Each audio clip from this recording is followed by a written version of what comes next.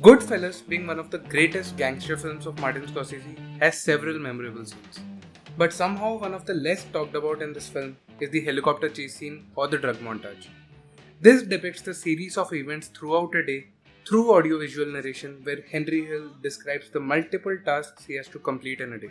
So the story is that Henry gets into the cocaine business even after being advised against by his Capo regime, Paulie Cicero.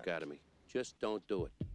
The timeline of the sequence from 6:55 am to 10:45 pm, which is almost 16 hours, has been compressed to just 10 minutes using amazing filmmaking techniques with the sole purpose to bring the sense of urgency-induced dilemma in the viewer. Like most of his films, Scorsese includes narration along with the visual capture of events. The schedule is even described vaguely by Henry, but only after Scorsese shows the helicopter wandering over his head. I was gonna be busy all day. I had to drop off some guns at Jimmy's to match some silencers he had gotten. I had to pick up my brother at the hospital and drive him back to the house for dinner that night. And then I had to pick up some new Pittsburgh stuff for Lois to fly down to some customers I had near Atlanta. The plan was never going to work out.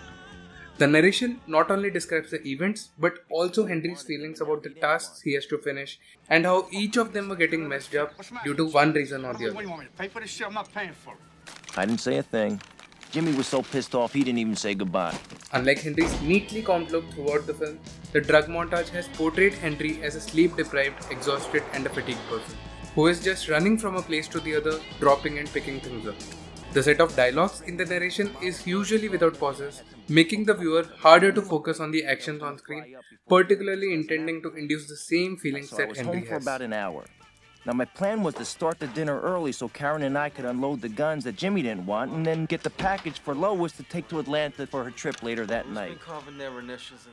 But when we focus too much on the narration, avoiding the visual data, Martin Scorsese brings us to moments like these.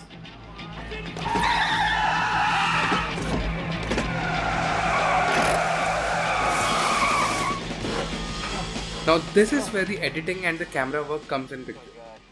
This has to be appreciated by bringing the long-time editor of Martin Scorsese, Thelma Schoonmaker. The shots are specifically dynamic and every other shot focuses on the actions of Henry like picking a bag, keeping down the phone, popping a pill and whatnot. And the camera movement on Henry is quite hasty. What is interesting is that the intensity of the songs that play in the background are in sync with the pacing of the scene. Whenever Henry's in a hurry, the songs are pretty much adrenaline inducing, but when there is not much of a movement, All night. No, I'm fine, Doc. Come on, get over here. the background goes dead silent. Some songs are pretty much repeated depending on the scene, but one of my favorite transitions of the pacing and the soundtrack is this.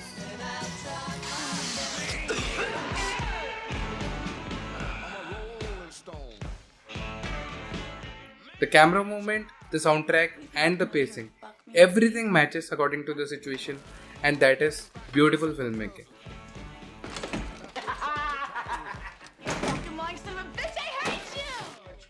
After most of the work is done, at the dinner table the soundtrack fades for a few moments as everybody's relaxing. Until Henry has to accept Lois's ridiculous demand for her hat. I don't care. I need my hat. I won't fly without it. What could I do? If she insisted, I had to drive her home for her goddamn hat. Stuff's in there. I Threw gotta the go package take in the her. kitchen and I went to take her home. A hat?